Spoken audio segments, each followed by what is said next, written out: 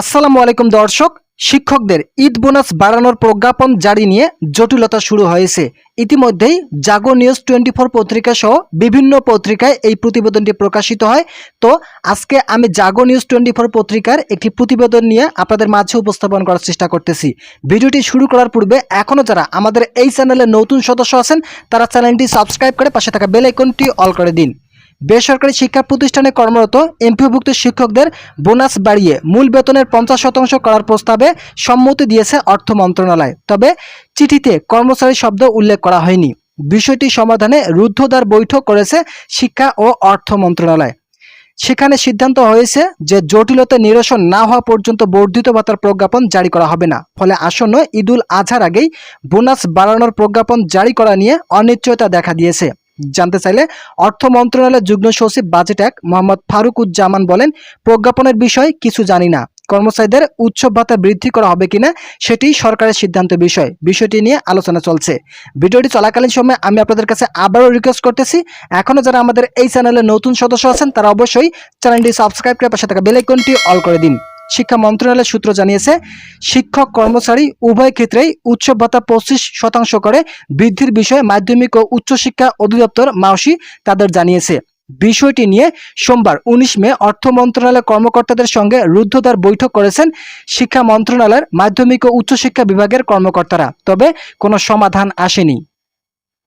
মাধ্যমিক ও উচ্চশিক্ষা বিভাগের কর্মকর্তারা জানান, এমপিওভুক্ত কর্মচারীদের বোনাস আগেই 50% ছিল। ফলে তাদের আরও 25% বাড়িয়ে 75% করার বিষয়টি অর্থ মন্ত্রণালয়কে অভিহিত করা হয়েছে। এখন অর্থ মন্ত্রণালয়ের সংশ্লিষ্ট শাখায় এই বিষয়ে আলোচনা।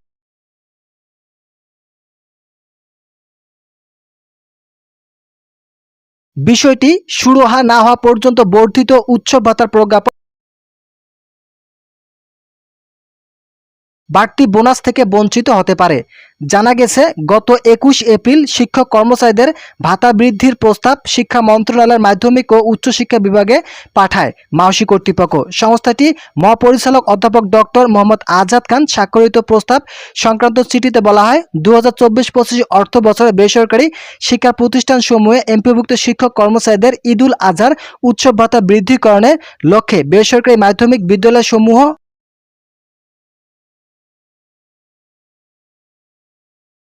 পুনঃ উপযোজন।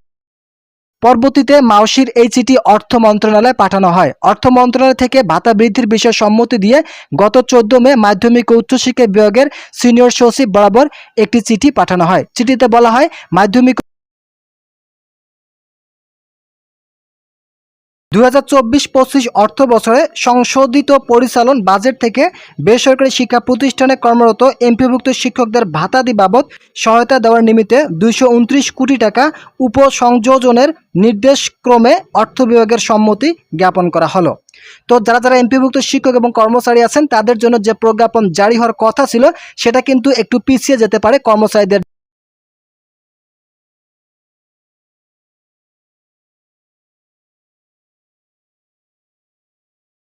তো দেখা যাক শেষ পর্যন্ত কি ধরনের পদক্ষেপ নেওয়া হয় শিক্ষা মন্ত্রণালয় মাওসি কর্তৃপক্ষ থেকে। সে পর্যন্ত অবশ্যই আপনারা আমাদের এই চ্যানেলটি সাবস্ক্রাইব করে আমাদের সঙ্গেই থাকবেন। আজকের এই ভিডিওটি পর্যন্ত ভালো থাকুন, সুস্থ থাকুন।